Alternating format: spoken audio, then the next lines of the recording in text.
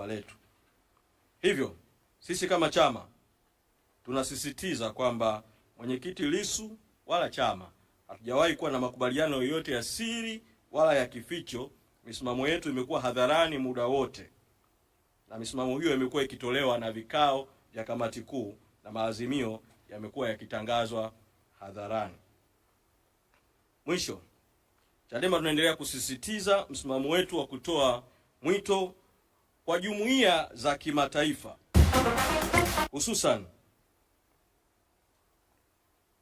Jumuiya ya Madola, Bunge la Congress la Marekani na vyombo vingine, Jumuiya ya nchi za Ulaya, Umoja wa Kusini mwa Afrika SADC, Umoja wa Afrika AU na Umoja wa Mataifa UN, pamoja na taasisi zingine za kitaifa, kikanda na kimataifa, kuendelea na hatua mbalimbali zilizokusudiwa kuhakikisha Tanzania inazingatia utawala wa kidemokrasia sanjari na hitaji la kupata katiba mpya na uchunguzi huru na uwajibikaji na haki juu ya matukio ya tarehe 29 Oktoba na siku zilizofuatia.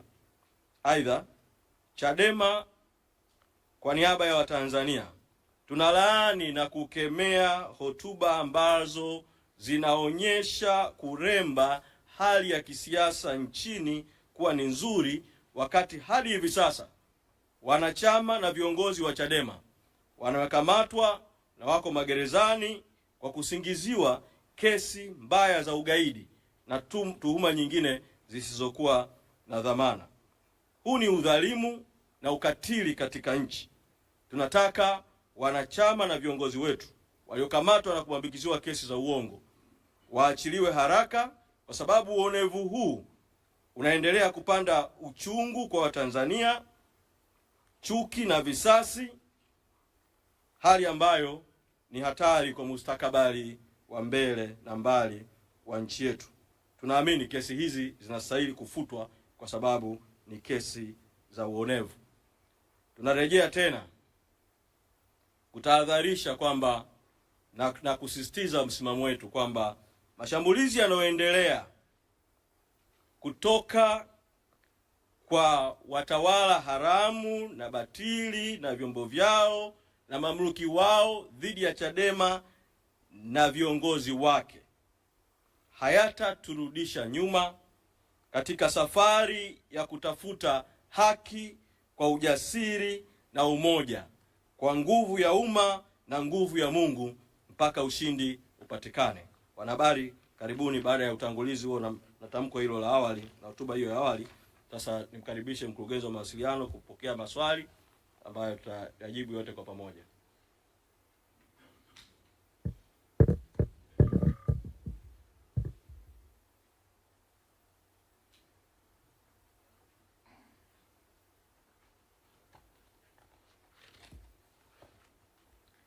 Asante. Nitapokea maswali kwa niaba ya katibu mkuu, na naomba uulize swali na ujitambulishe, unatokea chombo gani na wewe jina lako unaitwa nani. Karibu.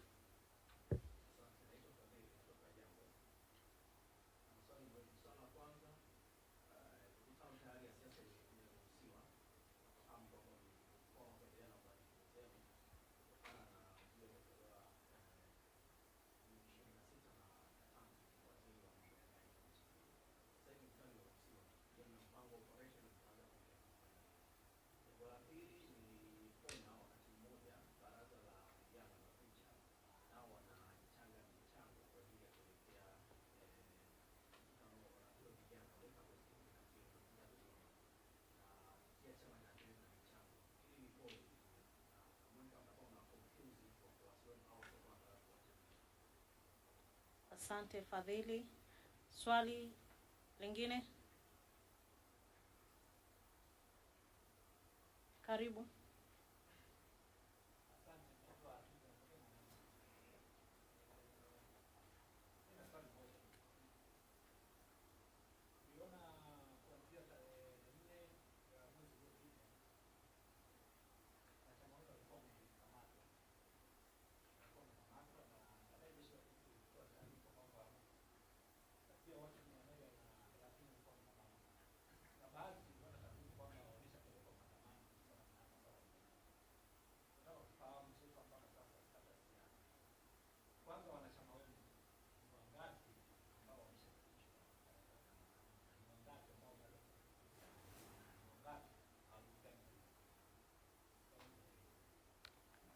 Asante, hiyo ni Mwananchi.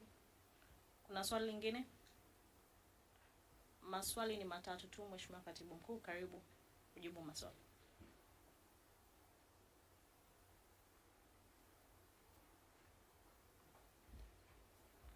Ni washukuru wana habari kwa maswali hayo.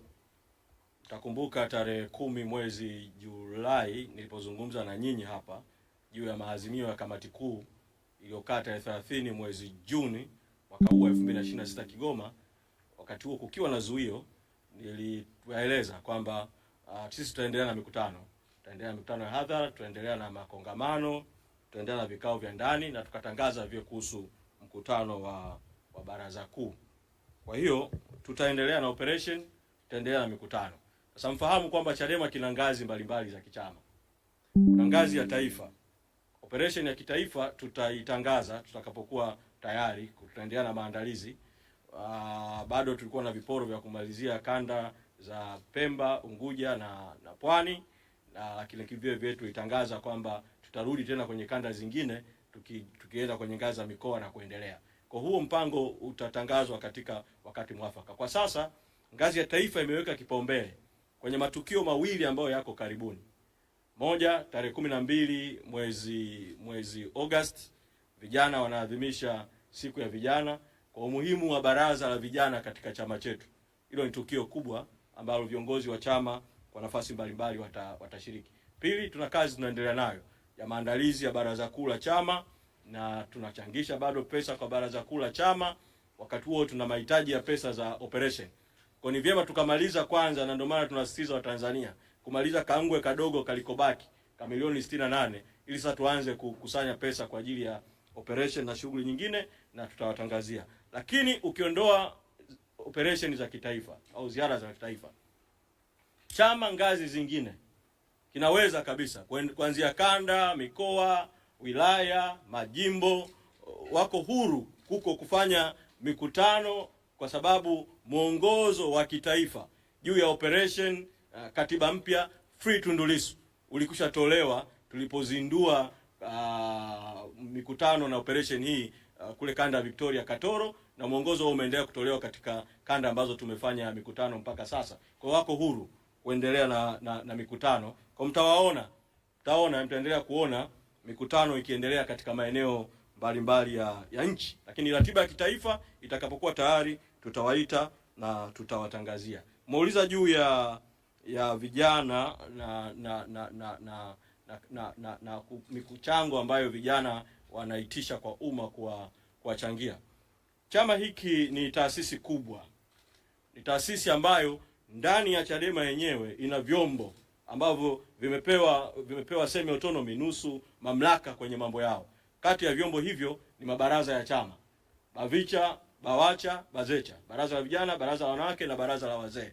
Na kuna mamlaka vile vile yametolewa kwa kanda kwa mfumo wa ugatuaji, decentralization, kwa sera yetu sisi ya kupeleka madaraka na mamlaka kwa wananchi, na tunaianza kwa ndani ya chama kupeleka kwa wanachama. Kwa hiyo hatujazuia sisi kama taifa initiatives au jitihada za mabaraza ya chama kutafuta rasilimali. Hatujazuia jitihada za kanda kutafuta rasilimali. Mchango wa kitaifa tumeutangaza moja kwa moja, na naamini hakutakuwa na confusion, kwa sababu fedha zote tunaagiza zipite katika akaunti rasmi za chama ili kuwe na uwajibikaji. Mabaraza nayo wana akaunti zao, kanda wana akaunti zao, na mifumo rasmi ya kukusanya fedha.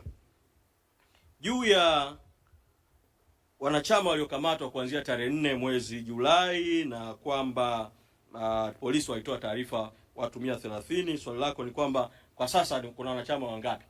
Kwa takwimu nilizopewa mpaka jana ni kwamba kuna jumla ya wanachama na viongozi wa Chadema 63 waliokamatwa na kubambikiziwa kesi, na tunasisitiza kutaka DPP, mkurugenzi wa mashtaka, apeleke nolle prosequi, hati ya kutokuendelea na hizo kesi, sababu ni kesi zenye nia mbaya, ni kesi za kubambikiza, ni kesi ambazo zina madhara sio tu kwa walioko ndani gerezani, ina madhara kwa ujumla hata katika masuala ya haki na mwelekeo katika nchi yetu. na tunasema zifutwe, na kwa sababu kabla ya hizo kesi kufunguliwa tarehe 9 mwezi Julai, Samia Suluhu Hassan alitoa kauli akiwa Ikulu Zanzibar, akihusanisha kati ya maandamano na ugaidi, wanaharakati na ugaidi.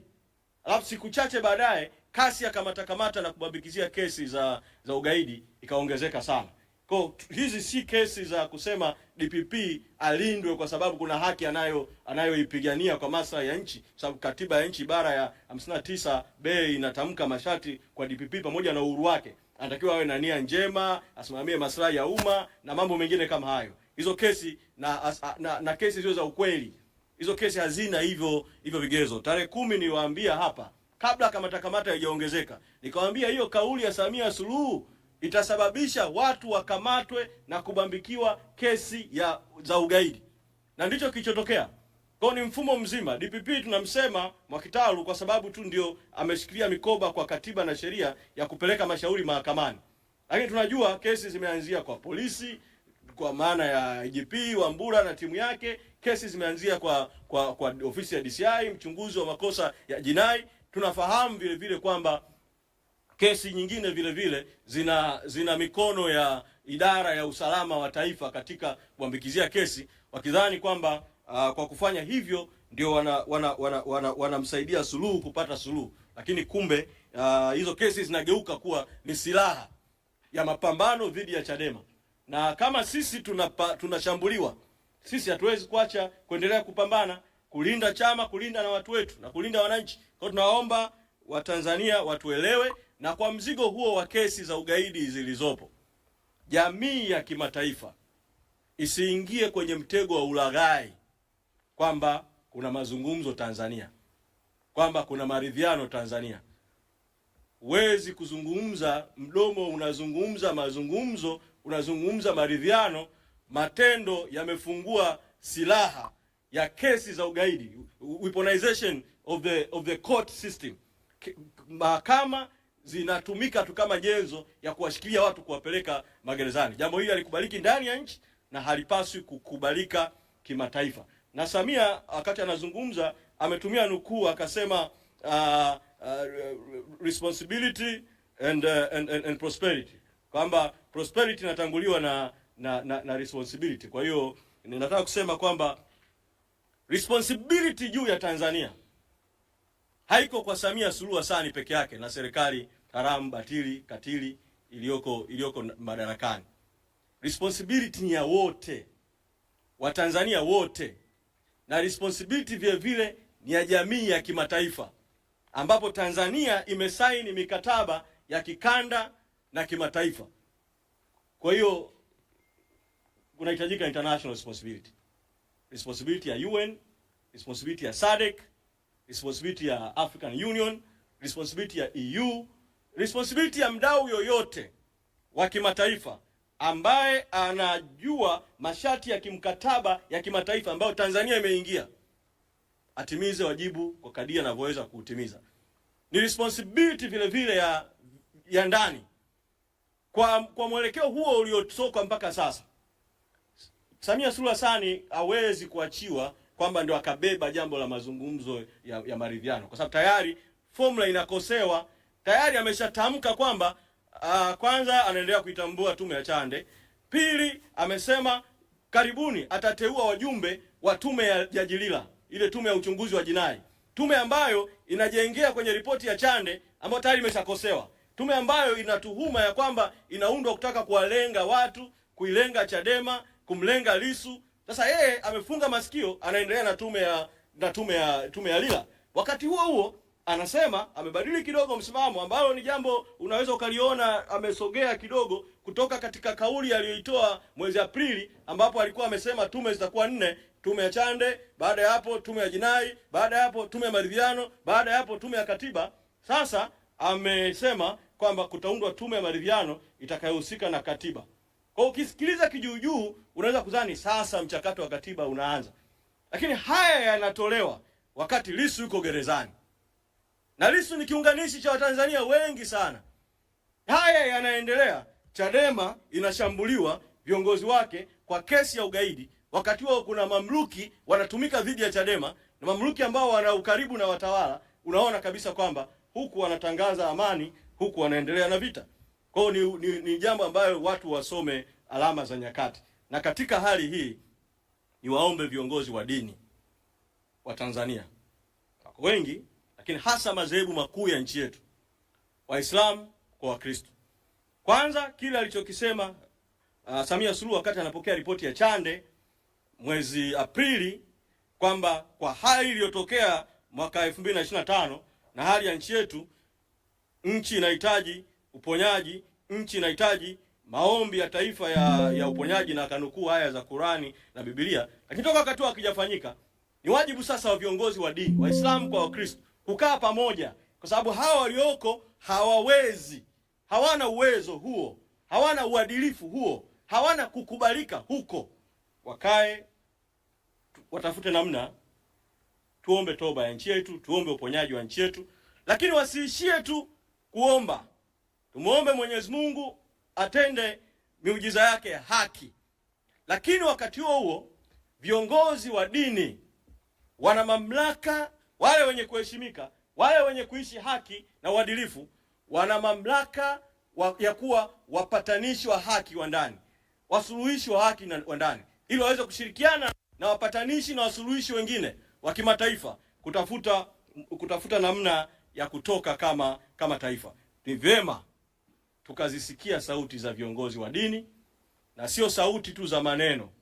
Ni vyema vile vile tukaona jitihada. Tunawashukuru kwa nyakati mbalimbali, wako ambao wameonyesha jitihada nyingi sana, lakini nawaomba msichoke. Nchi bado inawahitaji. Misimamo yenu dhidi ya batil ya kutaka haki inahitajika.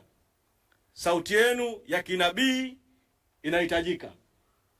Niwaombe sana viongozi wa dini nao waweze kuendelea kutimiza wajibu walioanza, na wale ambao hawakuanza waanze, kwa sababu jambo hili, mambo haya yanayoendelea sio ya Chadema na CCM pekee. Haya ni mambo ya nchi.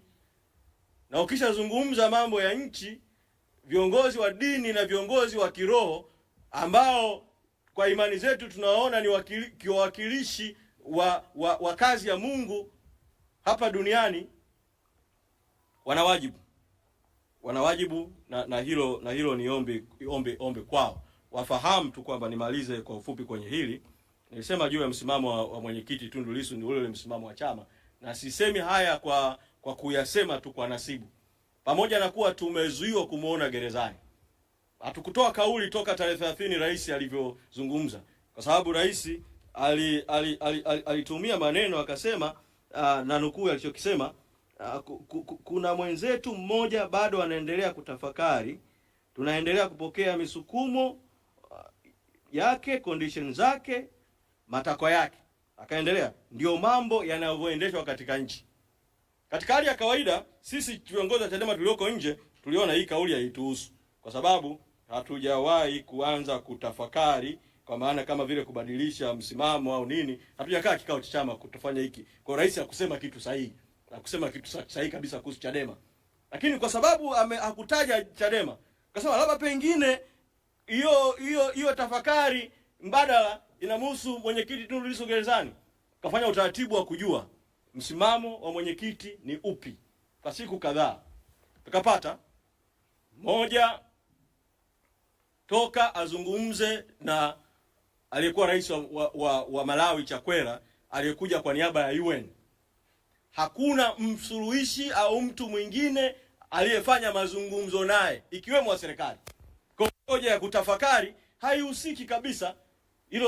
Hilo la kwanza. La pili, amesema position ya chama ibake pale pale, na kama nitatumia neno lake, ule moto uendelee, ule moto uendelee.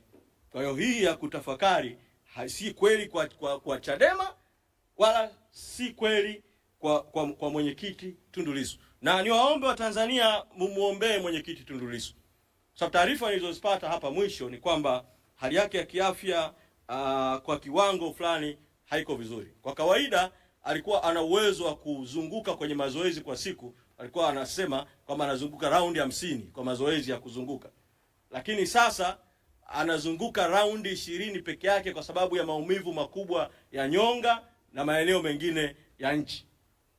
Tumwombee mwenyekiti Tundu Lissu, tujitokeze kwa wingi kumwona mahakamani atakapoletwa tarehe 10 mwezi Agosti.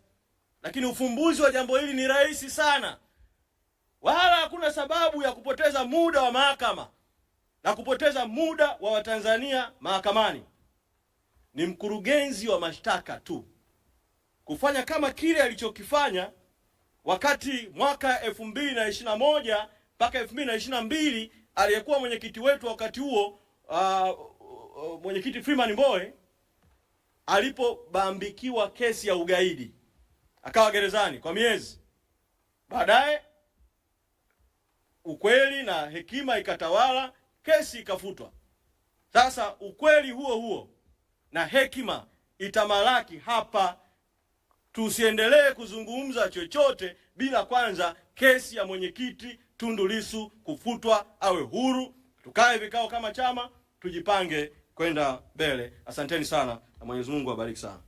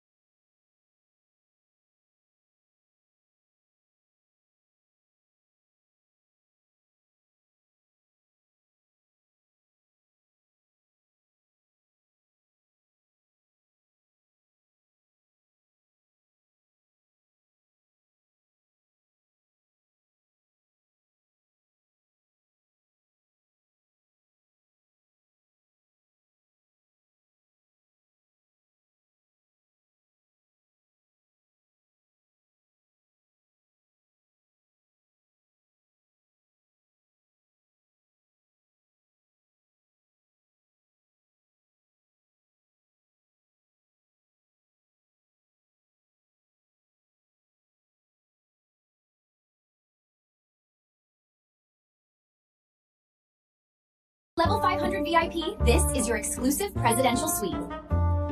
Level 100, not bad. You'll stay in the standard single room on the 748th floor. How much longer till we get there, man? Look who's asking! If it weren't for you, I wouldn't have to climb all this way up in the first place! It's boiling hot! How's anyone supposed to stay here? I demand a luxury private room! You're just a measly level 5 noob. The AC external machine room on the 8000 flare is all you're good Just for. you wait and see! This is the space survival experience it should be. You start with nothing but a broken raft, drifting alone through the vast universe, collecting junk and turning trash into treasure. Customize your ship however you want. Upgrade that raft step by step into a space fortress. Cover it in solar panels for endless power. Max out your weapons. Any beast that comes at you is just XP. Take in every survivor you find. More hands mean double the efficiency. Base upgrades come blazing fast. Unlock a whole new universe. Explore ancient ruins and feel the rush build with every step. Pure addiction.